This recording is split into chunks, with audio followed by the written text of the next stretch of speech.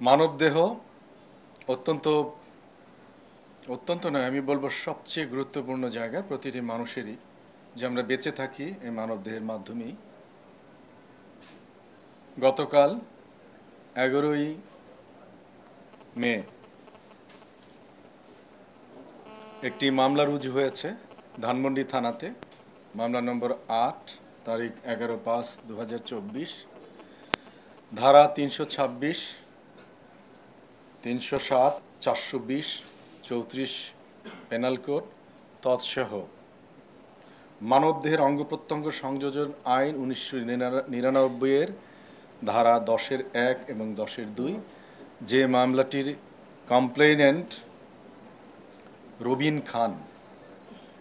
রবিন খান যে অভিযোগ করেছেন, সেই অভিযোগ এবং তথ্যের ভিত্তিতে গতকালই ইবনে সিনা হাসপাতালের সামনে থেকে অভিযোগের ভিত্তিতে দুজন আসামিকে গ্রেপ্তার করা হয়।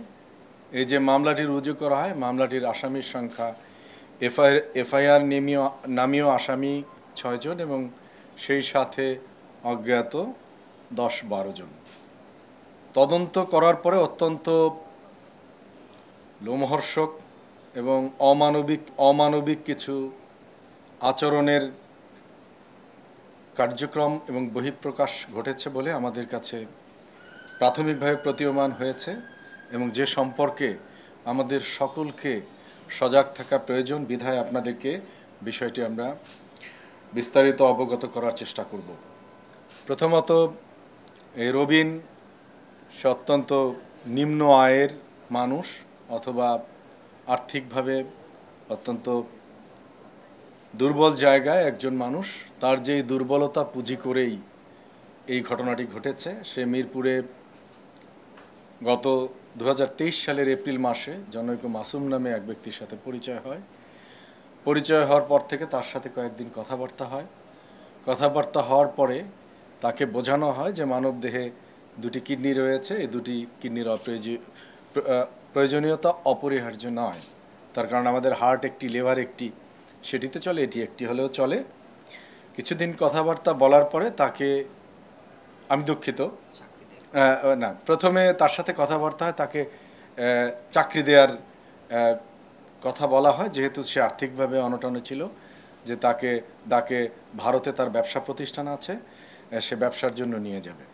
সেইভাবে তাকে বলা হয়, তার পাসপোর্ট করা হয়, তারপরে তাকে নিয়ে যাওয়ার জন্য ল্যাবেইড হাসপাতালে কিছু স্বাস্থ্য পরীক্ষা করা হয়। অ্যাকর্ডিংলি তাকে সেপ্টেম্বর মাসে তার সকল পরীক্ষা সম্পন্ন করে তাকে নিয়ে যাওয়া হয় দিল্লিতে নিয়ে ফরিদাবাদ নামক জায়গায় রাখা হয়। তো কিছুদিন, 20-25 দিন থাকার পরে সে যখন বুঝতে পারে যে কোনো ব্যবসা প্রতিষ্ঠানের সাথে তার কোনো ব্যবসার সংশ্লেষ হচ্ছে না, তখন সে উদ্বেগ প্রকাশ করে। ইতোমধ্যে তার আলাপচারিতার যে অংশগ্রহণকারী ব্যক্তি, এখানে উল্লেখ্য যে তাকে কিন্তু রিসিভ করেছে অন্য 2 জন, এবং ইতোমধ্যে তার সাথে বেশ কয়েকজন লোকজনের বিভিন্ন জায়গায় বিভিন্নভাবে তাকে ফেস করতে হয়। মাসুম গিয়ে তাকে প্রথম বলে যে এটি, আমি একটু আগে যেটি বলছিলাম, যে আমাদের হার্ট একটি, লিভার একটি, 2টি কিডনিরও আমাদের অপরিহার্যতা নেই। সেভাবে বলে তাকে একটি কিডনি বিক্রি করার জন্য সে প্রলুব্ধ করে। এভাবেই হোক সে রাজি হয়। রাজি হওয়ার পরে তাকে নিয়ে যাওয়া হয় দিল্লির এশিয়ান হসপিটালে। সেখানে তাকে পরীক্ষা করা হয়। বিভিন্ন পরীক্ষা যখন করানো হয় হসপিটালে, সেটি যখন শেষ হয়, পরবর্তীতে তাকে গুজরাট কিডনি স্পেশালাইজড হসপিটালে নেওয়া হয় এবং সে ভারতে যায়। তার পরিচয় এপ্রিল মাসে, কিছু টেস্ট হয় সেপ্টেম্বর মাসে। সে ভারতে যায় 2023 সালের 22 ডিসেম্বর। এরপরে দিল্লির এই হাসপাতালে কিছু পরীক্ষা নিরীক্ষা শেষে তার গুজরাট কিডনি স্পেশালাইজড হসপিটালে এবছরেরই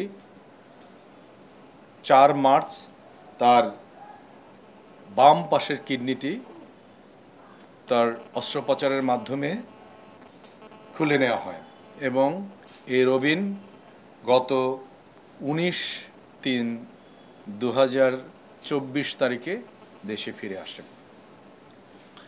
এরপরে রমনা ডিভিশন তথা ধানমন্ডি থানা police, assistant police commissioner, additional police commissioner তারা কনজিকিউটিভ ড্রাইভ দিয়ে ইতোমধ্যে আরও একজনকে গ্রেপ্তার করেছে এবং অভিযান চলমান আছে। এই 3 জনকে যে গ্রেপ্তার করা হয়েছে তাদের কাছে যে তথ্য পাওয়া গিয়েছে সেটি অত্যন্ত ভয়াবহ বলা যায় এই কারণে দুঃখিত যে তাদের এ ধরনের কাজকর্ম তারা বেশ কিছু করেছে এবং এখনও বেশ কিছু কাজকর্ম তাদের পাইপলাইনে রয়েছে। আমাদের অভিযান চলছে। আমরা আশা করি যে এই যে সংঘবদ্ধ অঙ্গহানি করার অপরাধ চক্রটি তাদেরকে রবিনের যে অভিযোগ তার মাধ্যমে তাদেরকে ধৃত করা যাবে এবং তাদেরকে আইনানুগভাবে বিচারের মুখোমুখি করা যাবে। এবং আমরা মনে করি যে আমাদের যে 1999 সালের মানব দেহের অঙ্গ প্রত্যঙ্গ সংযোজন আইন যেটি রয়েছে সেই আইনের যে অপরাধ, সে অপরাধ যাতে কেউ সংগঠিত করতে না পারে, যেন আমাদের প্রান্তিক মানুষদের কেউ ফুসলিয়ে বা ভুলিয়ে ভালিয়ে কোনোভাবে তারা অঙ্গহানি করতে না পারে, সেই বিষয়ে সকলে যেন সজাগ থাকে।